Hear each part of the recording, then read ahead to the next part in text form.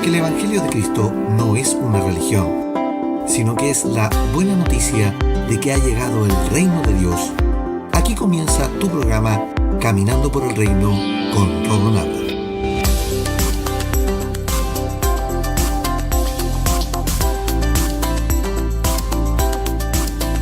Bienvenidos a Caminando por el Reino, tu programa de enseñanza de la gracia a tu casa. Anteriormente en Caminando por el Reino, la semana pasada estuvimos conversando acerca de la fe. Y a modo de resumen, aprendimos lo siguiente. 1. Si bien la fe es definida como creencia y confianza, según la Real Academia Española, el apóstol usa en varias ocasiones la palabra pistis del griego, que es un realce de la palabra emuná del hebreo. Por lo que en el pasaje de Hebreos capítulo 11, versículo 1, tenemos más que una definición de fe. Tenemos la ejecución práctica de la misma. Y la fe se traduce como la absoluta firmeza, convicción, certeza y seguridad de lo que se espera, y la convicción y garantía de lo que no se ve. Así se reafirma en las palabras como arras o garantía, que nos habla también Pablo en 2 Corintios capítulo 1, versículo 17 al 24, en 2 Corintios capítulo 5, versículo 5, y en Efesios capítulo 1, versículo 13 y 14. Segundo, la carta a los hebreos tiene por propósito mostrar lo excelso del pacto que firmó Dios por medio de Cristo. El apóstol tiene por objetivo quitar todos los pilares fundamentales de la fe judaica y que estaban en el pacto de la ley hecho por Moisés. Por ello, que desde el capítulo 1 al capítulo 10, su objetivo es sacar toda la fe en el judaísmo y colocarla en Cristo. Por ello que la fe, que es Cristo, está explicada entre los capítulos 10, 11 y 12. Tercero, la obra de la fe, de la justificación y redención, fue realizada desde los tiempos de Abraham. El apóstol predicó por espacio de 16 años lo mismo, comenzando en la carta de los Gálatas en el año 46 después de Cristo y finalizando en el año 67 después de Cristo con la carta a los Hebreos.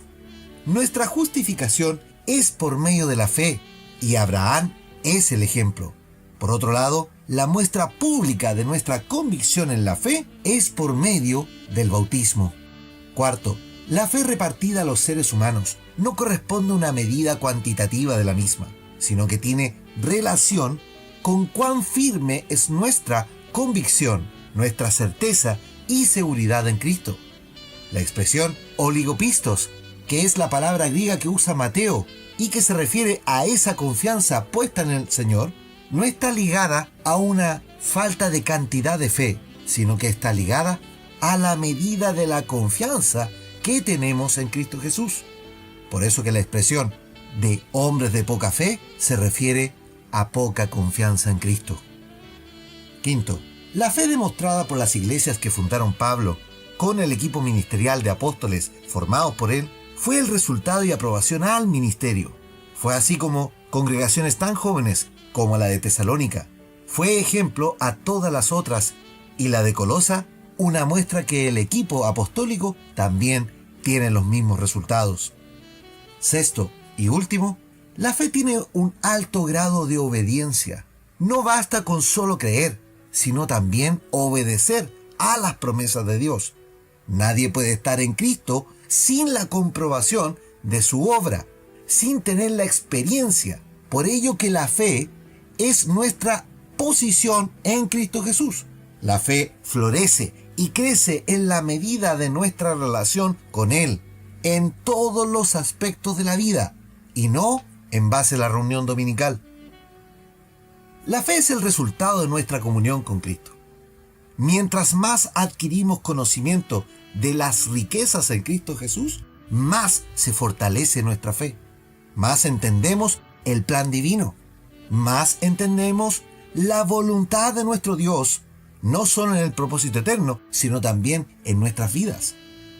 Por ello que el culto racional, el culto a Dios, que parte de entender nuestro acercamiento a Dios, no por medio de la adoración ni la alabanza, sino que es a través de tener una comunión con Cristo, es la pieza inicial y diaria que todo hijo del reino debe realizar para poder tener intimidad con Dios. Y como resultado de esa comunión, poder conocer la voluntad soberana del Señor y comprobar que esa voluntad es buena, agradable y perfecta para nuestras vidas, tal como lo explica Pablo en Romanos capítulo 12, versículo 1 al 3. La religión te ha mostrado una visión simplista del culto, pero esto no es religión, esto es una relación. Y en esa relación crecemos y avanzamos en el reino. Caminar por el reino parte desde la fe y del conocimiento. Tú no puedes avanzar si no conoces primero quién es Cristo, qué cumplimiento de sus promesas tienes en Él y en qué consiste el pacto firmado por su sangre y cuáles son tus derechos de hijo. Y por último, conocer cuál es tu tiempo en Cristo Jesús. Leamos el pasaje bíblico base para esta semana, que está en la carta a los Efesios, capítulo 1, y dice así desde el versículo 3. Bendito sea el Dios y Padre de nuestro Señor Jesucristo, que nos bendijo con toda bendición espiritual en los lugares celestiales en Cristo, según nos escogió en Él antes de la fundación del mundo, para que fuésemos santos y sin mancha delante de Él, en amor, habiéndonos predestinado para ser adoptados hijos suyos por medio de Jesucristo, según el puro afecto de su voluntad, para la alabanza de la gloria de su gracia, con la cual nos hizo aceptos en el amado, en quien tenemos redención por su sangre, el perdón de pecados, según las riquezas de su gracia, que hizo a sobreabundar para con nosotros en toda sabiduría e inteligencia, dándonos a conocer el misterio de su voluntad según su beneplácito, el cual se había propuesto en sí mismo, de reunir todas las cosas en Cristo, en la dispensación del cumplimiento de los tiempos, así las que están en los cielos, como las que están en la tierra. Efesios capítulo 1, versículo 3 al 10, en la versión Reina Valera. Todo este párrafo de la carta a los Efesios, Pablo sin pausa escritural quiere revelarnos que Dios nos bendijo, nos llamó, predestinó por decreto de su poder soberano y por su amor incomprensible para darnos a conocer el misterio de su voluntad, es decir, revelarnos su plan por su amor, plan que se propuso hacer antes en Él de que todas las cosas fuesen hechas o registradas en el tiempo terrestre. Dios en su eternidad, pues es un Dios eterno, establece un propósito eterno. Establece un prototipo eterno, que es Cristo, en el cual firma un pacto eterno y que por Él ejecuta un plan que lo establece en Cristo como el centro y en el cual convergen todas las cosas en el cielo y en la tierra.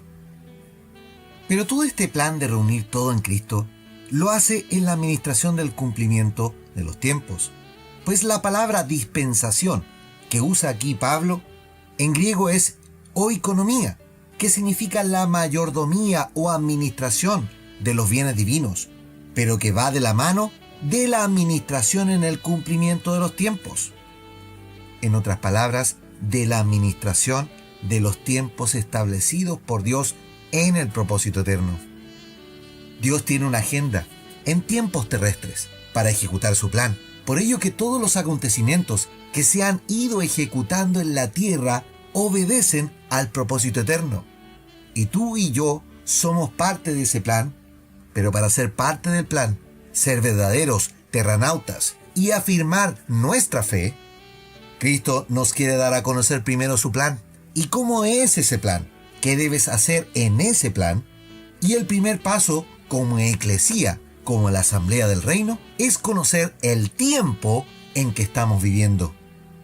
De allí que la pregunta de esta semana no solo es entender que este R4 como un código del reino en Cristo, sino en qué tiempo como iglesia de Jesucristo estamos viviendo. Pues si no conoces el tiempo en que vives en Cristo, ¿cómo esperas que se cumpla la voluntad divina en ti? Si nos invitaron a una boda, de la cual somos todos partícipes en Cristo, y la cual tiene una fecha en la agenda divina, ¿cómo nos vamos a preparar para la boda si no sabemos en qué tiempo estamos viviendo? Pablo en la carta a los Efesios nos da las primeras claves para entender nuestro tiempo y que es una bendición que hoy podemos disfrutar, pues la expresión cumplimiento de los tiempos es precisamente la que debemos entender. Vivimos en un tiempo de cumplimiento, vivimos en un tiempo en el cual están cumplidas muchas etapas del plan divino y de las cuales hay una tremenda bendición y que hoy por no entender no podemos disfrutar. Lo he ido comentando en varias ocasiones y lo seguiré reafirmando. La religión, mis queridos amigos y hermanos, nos ha mostrado un paupérrimo 5% de lo que es nuestro Dios en verdad, y por más de 1700 años nos ha embaucado en un culto sistemático, tedioso, rutinario y sin objetivo. Por esto que así como la carta de Hebreos tiene por objetivo derribar la fe en un pacto que ha caducado, el propósito de este ministerio es mostrarte el conocimiento de Cristo, mostrarte la bendición y las riquezas de su gracia para que cambies tu mentalidad religiosa por una mentalidad de reino. Por lo que te animo a seguir escuchando los episodios anteriores de manera que puedas seguir la cronología de lo que nuestro Señor está mostrando para que logres salir del sistema nefasto llamado religión y entres a disfrutar del reino y de todas las promesas cumplidas y nuestra gloriosa herencia que tenemos en Cristo.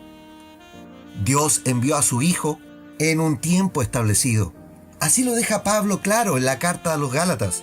Y él dice así, en Gálatas capítulo 4, versículo 1 dice: pero también digo, entre tanto que el heredero es niño, en nada difiere del esclavo, aunque es señor de todo, sino que está bajo tutores y curadores hasta el tiempo señalado por el Padre. Así también nosotros, cuando éramos niños, estábamos en esclavitud bajo los rudimentos del mundo. Pero cuando vino el cumplimiento del tiempo, Dios envió a su Hijo, nacido de mujer y nacido bajo la ley, para que redimiese a los que estaban bajo la ley, a fin de que recibiésemos la adopción de hijos. Gálatas capítulo 4, versículo 1 al 5 en la versión Reina Valera. Miremos cómo la agenda divina tiene establecido acontecimientos importantes. Es eso lo que nos dice Pablo en el versículo 4. Se cumplió el tiempo, es decir, llegó la fecha señalada y Dios envió a Cristo a nacer de una mujer, a tomar un cuerpo humano, vivir como humano para cumplir otro evento en el plan divino, el cual es la redención y la apertura a la adopción de hijos. ¡Qué maravilla!, ¿no? La obra de la cruz y todos los beneficios otorgados por medio de la sangre de Jesucristo son parte del plan divino, y todo se ejecutó en base a una planificación de la cual fue predicha por los profetas con varios cientos de años de antelación. Es por esto, y en base a lo que fue revelado, Cristo viene a cumplir el itinerario divino, y es así que Él mismo lo dice en el registro que tiene Lucas del Evangelio. En el capítulo 4, y nos dice del versículo 16, y vino a Nazaret, donde se había criado, y en el día de reposo entró en la sinagoga, conforme a su costumbre, y se levantó a leer. Y se le dio el libro del profeta Isaías, y habiendo abierto el rollo, halló el lugar donde estaba escrito: El Espíritu del Señor está sobre mí, por cuanto me ha ungido para dar las buenas nuevas a los pobres. Me ha enviado a sanar a los quebrantados de corazón, a pregonar libertad a los cautivos y vista a los ciegos, a poner en libertad a los oprimidos y a predicar el año agradable del Señor. Y enrollando el libro, lo dio al ministro y se sentó, y los ojos de todos en la sinagoga estaban fijos en él. Y comenzó a decirles: hoy se ha cumplido esta escritura delante de vosotros. Lucas capítulo 4, versículo 16 al 21 en la versión Reina Valera.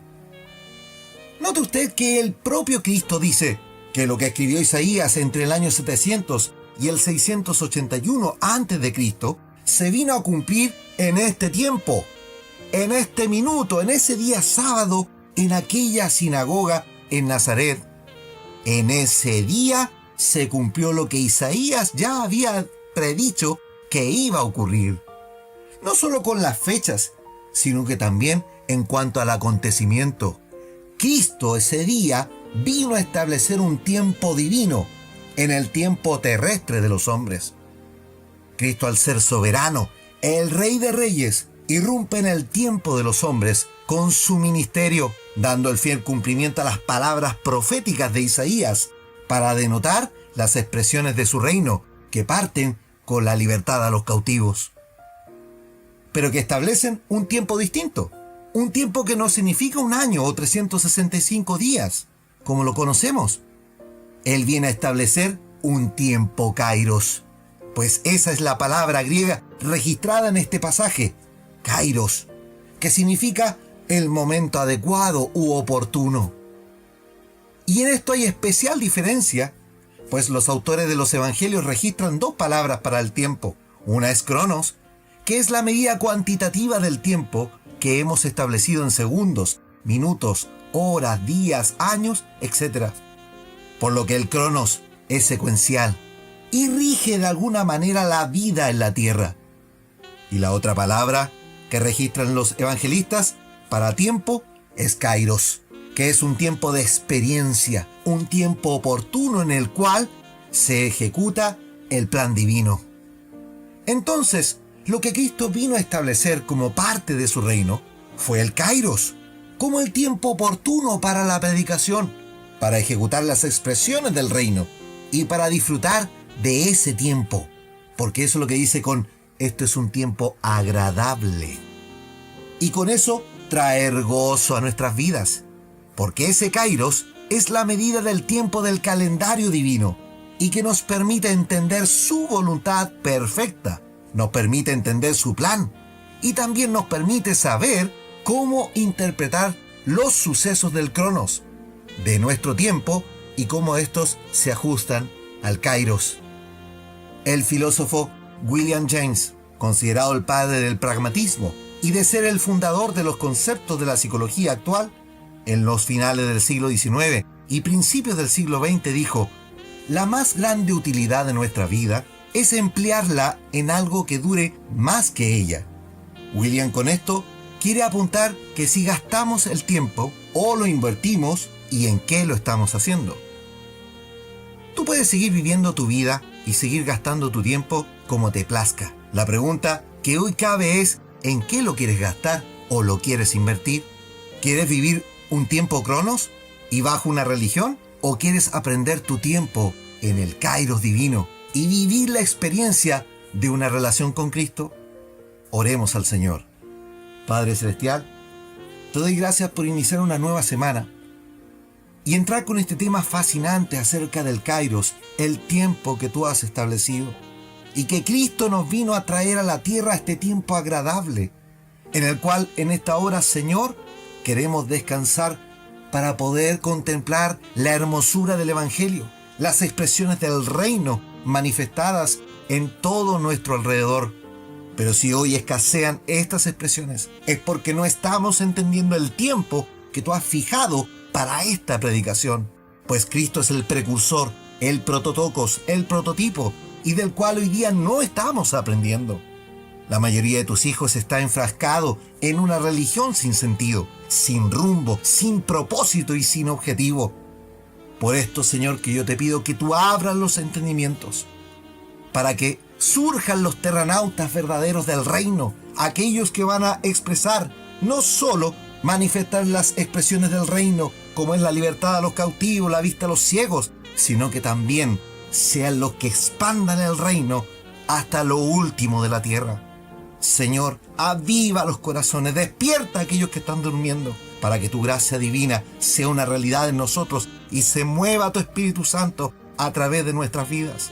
Te ruego, Señor, que este propósito sea una realidad en cada vida, el de vivir en el kairos y no en el cronos. Todo esto te lo pido en tu santo nombre, Jesucristo. Amén y amén. Amados, Los invito para mañana para seguir conversando de TR4, el tiempo del cumplimiento, y a caminar por el reino.